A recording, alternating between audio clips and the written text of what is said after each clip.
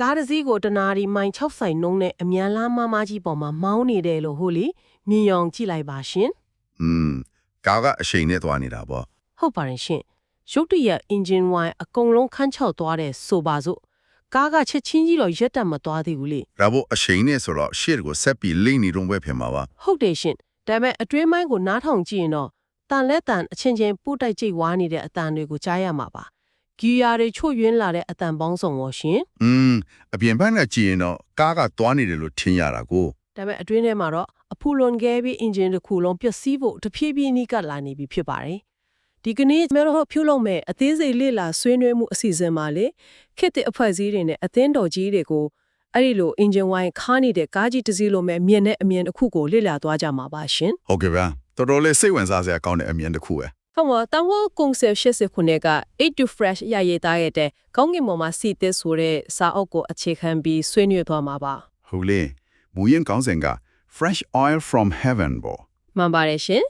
်တမိုင်းနဲ့ရှောက်ဆဲဆုနေနေကြတိုင်းပေါလာတတ်တဲ့ဝိညာဉ်ရေးရနိုးကြမှုလှိုင်းကြီးတွေပြီးတော့လက်ခံယုံကြည်ဖို့အမတန်ခက်ခဲလွန်းတဲ့ထူးခြားဆန်းကျင်အံဖွဲ့ဖြစ်ရတဲ့အကြောင်းကိုဆွေးနွေးပါမယ်ဟုတ်ကဲ့အဖွဲ့အစည်းရန်တရားတွေမှာဘာကြောင့်စီကမဲ့တယ်လို့ထင်ရတဲ့ခက်တစ်ပြောတော့ဖတ်တယ်လို့အနိသလဲဆိုတာကိုပါဒီဆောင်အုပ်ထဲကနေအရေးကြီးဆုံးသိပညာတွေကိုဆွဲထုတ်ပြီးသွားကြမှာပေါ့ဒါဆိုရင်စလိုက်ကြရအောင်ရှင်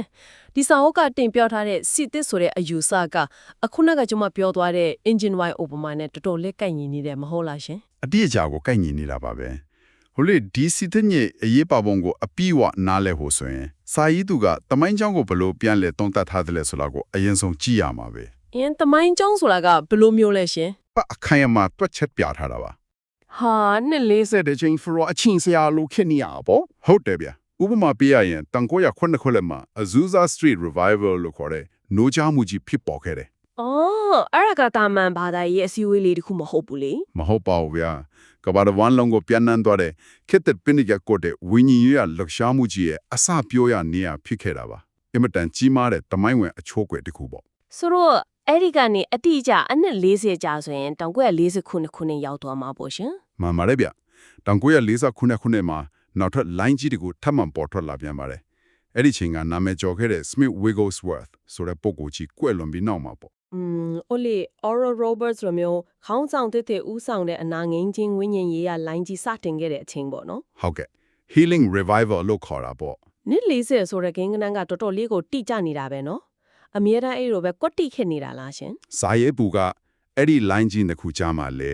အနည်း20လင်တစ်ချိန်စီ line ငယ်လေးတွေဝင်လာတဲ့လို့ဆိုပါတယ်။အော်ဂျားကန် line လေးတွေပေါ့။ဟုတ်ကဲ့ဗျာ။စေပညာရပြောရရင်အားစေတလုံးထိုးပေးလိုက်တယ်လို့မျိုးပေါ့။ခွန်အားသက်ဖြည့်တင်ပေးရဲ့ဂျားကန် line လေးတွေရှိတယ်ဆိုတဲ့သဘောပါ။ဒါဆိုရင်1940ခုနှစ်ကနေ20အကြာဆိုတော့1960ခုနှစ်ဖြစ်သွားမလားရှင်။ဟုတ်ကဲ့1960ခုနှစ်မှာ Water Faith လို့ခေါ်တဲ့ယုံကြည်ခြင်းစကားနဲ့ပတ်သက်တဲ့ line ငယ်တစ်ခုပေါ်ပေါက်ခဲ့မှုတဲ့လို့သူကထောက်ပြပါတယ်။ဒါဆိုရင်တမိုင်းရဲ့ကိန်းကနန်းတွေအရ1940ခုနှစ်ကနေနောက်ထပ်အနှစ်40အကြာဖြစ်တဲ့1980ခုနှစ်ကဟိုလေတူတီစာအုပ်ကိုရေးသားနေတဲ့အချိန်ကာလပေါ့နော်။မှန်ပါတယ်ဗျ။အဲ့ဒီ1918ခုနှစ်ဟာအင်မတန်အံ့ဖွယ်ရတဲ့ပြည့်နှက်နေမဲ့ကြီးမားတဲ့ဝိညာဉ်ရေးရာ line တစ်ကြီးတစ်ခုစတင်မဲ့နှစ်ချစ်တယ်လို့စာရေးသူကအခမ်းအနားယုံကြည်ထားတာပါ။ဒီနေရာမှာကျမတို့နည်းနည်းလေးရပ်ပြီးစဉ်းစားကြည့်အောင်ရှင်။ဟုတ်ကဲ့ပြောပါဗျ။ပုံမှန်အဖြစ်နားလည်ထားတာကဖျားသခင်ရဲ့လှုပ်ဆောင်မှုတွေဝိညာဉ်တော်ရဲ့သဘာဝဆိုတာအင်မတန်လွတ်လပ်စွာလှုပ်ရှားရတဲ့သဘောရှိတယ်လေဘယ်အချိန်ဘယ်နေရာမှာဖြစ်မယ်ဆိုတာခံမှန်းလို့မရဘူးပေါ့မှန်ပါတယ်ဗျအဲ့ဒီလိုပဲအများစုကလက်ခံထားကြတာကွာဒါပေမဲ့အခုစာရေးသူတင်ပြထားတဲ့နှစ်40တခါနှစ်20တခါဆိုတဲ့တွက်ချက်မှုကြီးကဖျားသခင်ဟာအချိန်စရာနဲ့အတိအကျပြေးဆွဲနေတဲ့ယထာတဆင့်လို့ဖြစ်မနေဘူးလားရှင်ဒါမှမဟုတ်စိတ်ယုံကထွက်လာတဲ့အချိန်ကပ်ရင်တရားကြီးတစ်ခုလို့ပုံသေးကကြဖြစ်နေတယ်လို့ပဲဟုတ်တယ်ဗျအဲ့ဒီလိုတွေးစရာတော့ဖြစ်သွားတာပေါ့ဝိညာဉ်တော်ရဲ့လွတ်လပ်တဲ့သဘောနဲ့ဒီလိုတင်ချာနေကြတွက်ချက်ထားတဲ့အချိန်စရာကဘယ်လိုလုပ်ပြီးရှေ့နောက်ညှိညက်နိုင်မလဲရှင်စိတ်ဝင်စားစရာပဲဒီမေခွန်းကဒီစာအုပ်ရဲ့အဓိကကြိုရုပ်ကိုထောက်ပြလိုက်တာပါပဲဗျစာအုပ်ထဲကအချက်လက်တွေကိုတေချာပြန်သုံးသပ်ကြည့်ရင်ဖျားသခင်ကကောင်းကင်ဘုံကနေပြက်ကရင်ချင်းကိုကြည့်ပြီးโอเคအနေလေးမေပြေးလိုင်းတစ်ခုလွတ်လိုက်မယ်လို့အလုပ်လုပ်နေတာမဟုတ်ပါဘူးအော်ဒါဆိုဘယ်လိုသဘောမျိုးလဲရှင်ဒါဟာလူသားတွေဘက်ကနေလူအဖွဲ့အစည်းရဲ့ပြောင်းလဲမှုတန်တရားကိုပြန်လည်ထင်းဟပ်နေခြင်းသာဖြစ်ပါတယ်အင်္ဂလိပ်လို sociological cycle ပေါ့ဗျာဆိုလိုတာကလူသားတွေရဲ့မျိုးဆက်ပြောင်းလဲမှုနဲ့ဆိုင်တယ်ပေါ့ဟုတ်ကဲ့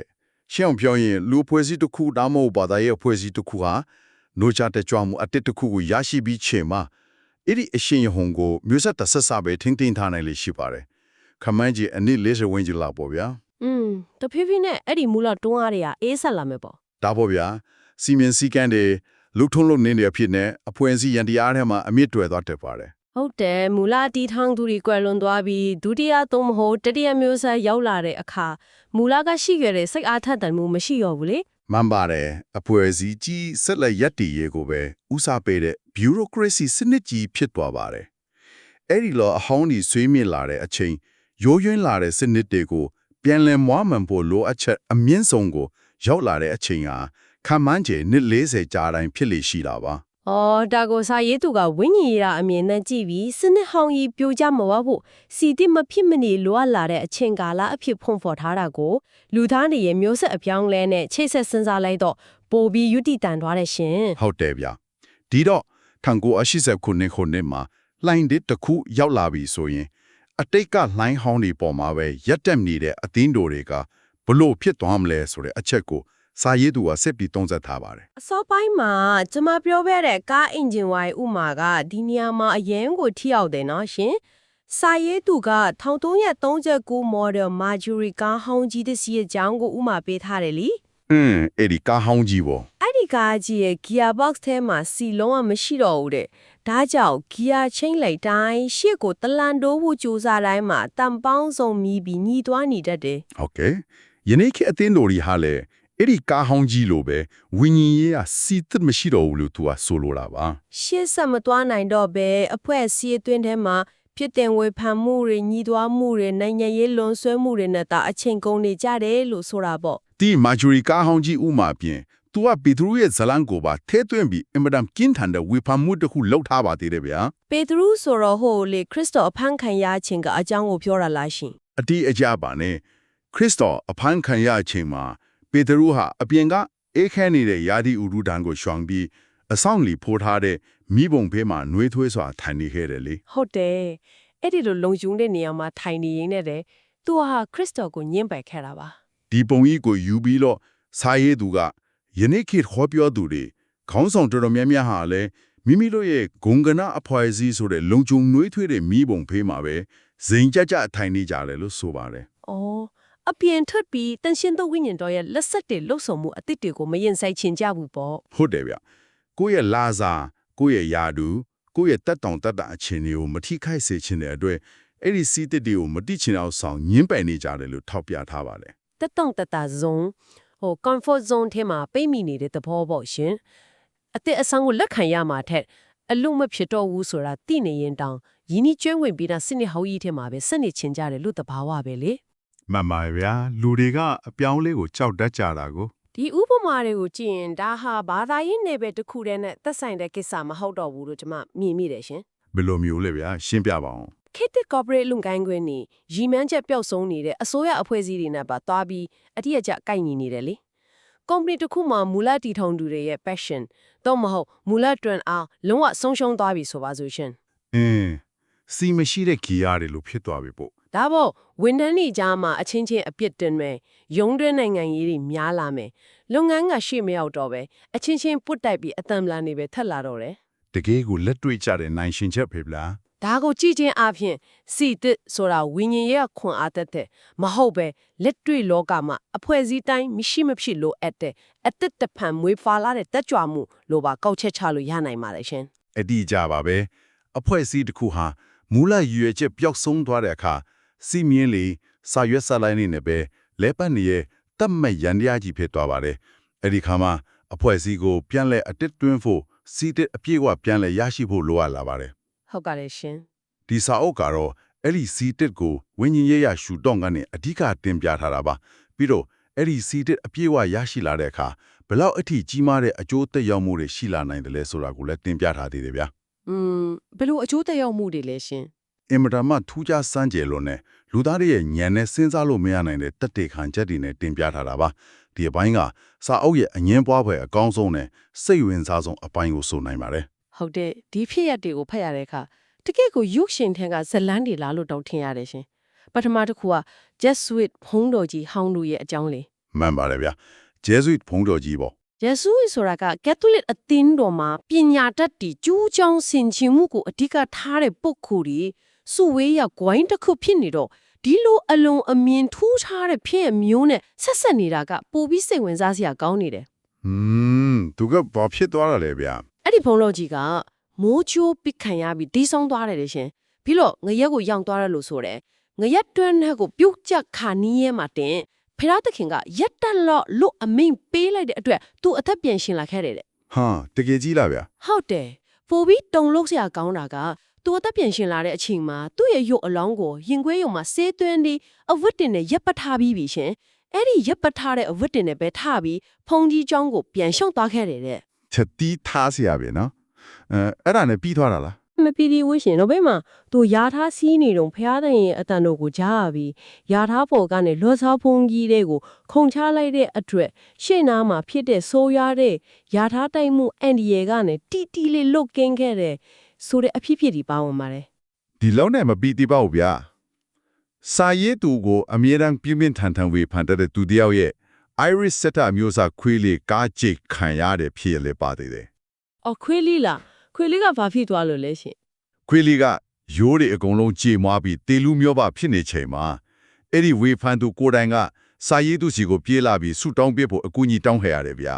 စာရေးသူကတော်ပြီးဆူတောင်းပေးလိုက်တဲ့ချိန်မှာပဲကြေမွားနေတဲ့ရိုးတွေကအချင်းချင်းပြန်လဲဆက်ဆက်သွားတဲ့အတန်တွေထွက်လာတယ်တဲ့ ဟာတကယ်ကြီးပြန်ဆက်သွားလာလားရှင်အယိုးတွေကလည်း ဟုတ်တယ်ဗျာချက်ချင်းပဲခွေးလေးကအကောင့်ပကတိအတိုင်းပြန်ဖြစ်သွားတယ်လို့ရေးထားတာ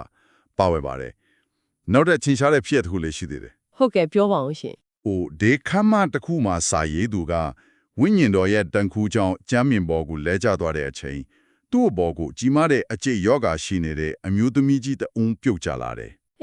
ပြီးရောရှင် အဲ့ဒီလိုထိတွေ့လိုက်တဲ့အချိန်မှာပဲအဆိုပါအမျိုးသမီးကြီးရဲ့ခန္ဓာကိုယ်တွေကယောဂါအကျိတ်ကြီးဟာချက်ချင်းပေါက်ခွဲကျွံ့ဝင်သွားတယ်ဗျာဖောင်းကားနေတဲ့နေရာအရွယ်စားတင်းငယ်သွားတဲ့အတွက်ဝတ်ထားတဲ့အဝတ်အစားတွေတော့ပေါ်ရောင်းသွားတယ်လို့အသေးစိတ်ဖော်ပြထားတယ် ဒီနေရာမှာကျမတို့အသေးအချာမေကွန်းထုတ်ဖို့လိုလာပြီရှင်တာမန်ယုတိပေဒနဲ့စဉ်းစားရင်ယုံကြည်ဖို့အရန်ကိုခက်ခဲလုံးတဲ့ကိစ္စတွေလေအထူးသဖြင့်ခွေးလေးအယိုးတွေပြန်ဆက်သွားတယ်ဆိုတဲ့ကိစ္စမျိုးပေါ့ ဟုတ်တယ်ဗျာနည်းနည်းတော့လွန်ကဲနေတယ်လို့ပဲ ဟုတ်ကဲ့လေဖျားသခင်က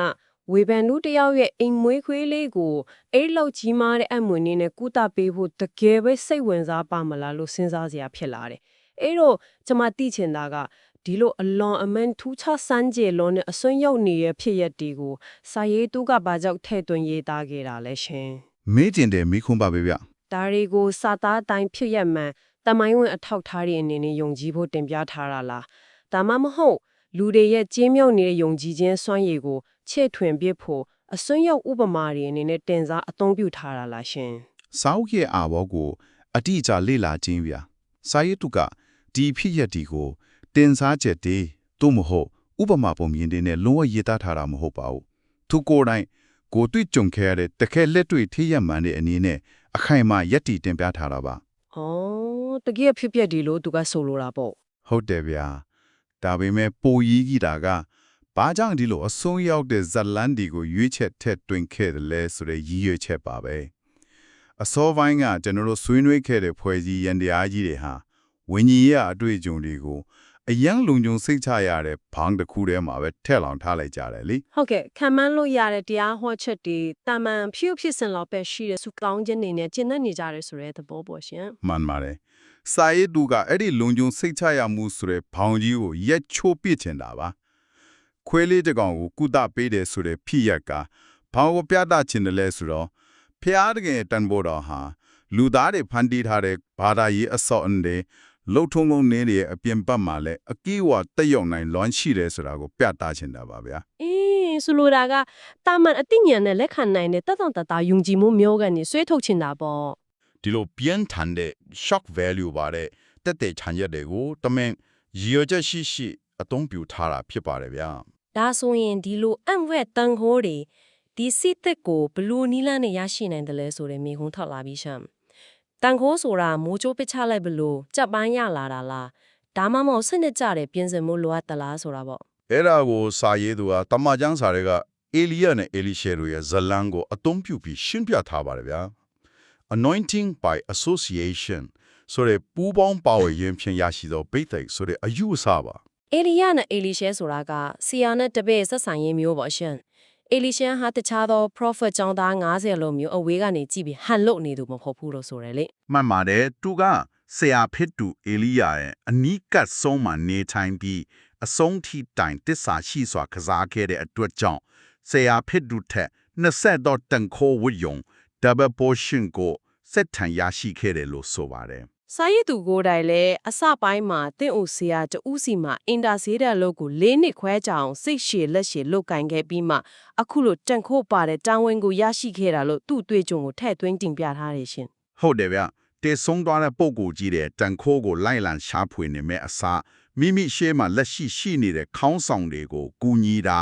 အင်ဂျီကင်ပေးတာအင်တာဆေးပေးတာစတဲ့လက်တွေ့ကြတဲ့ကိုယ်တိုင်ပါဝင်မှုတွေကနေတစ်စင်သားတန်ခိုးကိုဆက်ခံရရှိနိုင်တယ်လို့သူကခိုင်မာယူဆထားတယ် နှိမ်ချမှုလိုအပ်တယ်ဆိုတဲ့သဘောပေါ့ရှင် ဒါပေါ့ဗျာ anointing by association ဆိုတာဟာစာရေးသူရဲ့အမြင်မှာအင်မတန်အရေးပါတဲ့အယူဆတစ်ခုပါဝိညာဉ်ရေးရာစွမ်းရည်ဆိုတာကျောင်းမှာစာသင်တယ်လို့စာအုပ်ဖတ်ပြီးမတယုံနဲ့ရနိုင်တဲ့ရာမဟုတ်ပါဘူးသင်ယူခြင်းတဲ့သူဟာသင်ပေးမဲ့သူရဲ့အနီးကပ်ဆောင်မှာရှိနေဖို့လိုအပ်ပါတယ် လက်တွေ့အလုံးလုံးကြီးနဲ့မှကူးဆက်လာမယ့်အရာမျိုးလို့ပြောချင်တာလားရှင် ဟုတ်တယ်ဗျာအေလီရှေဟာအေလီယာရဲ့အစေခန့်အဖြစ်တစ္ဆာရှိအလုပ်လုပ်ခဲ့တယ်သူ့ရဲ့ရည်ရွယ်ချက်ကရှင်းလင်းတယ်သူလိုချင်တာကအေလီယာစီမှာရှိတဲ့ဘုရားသခင်ရဲ့တန်ခိုးတော်ပဲဗျာ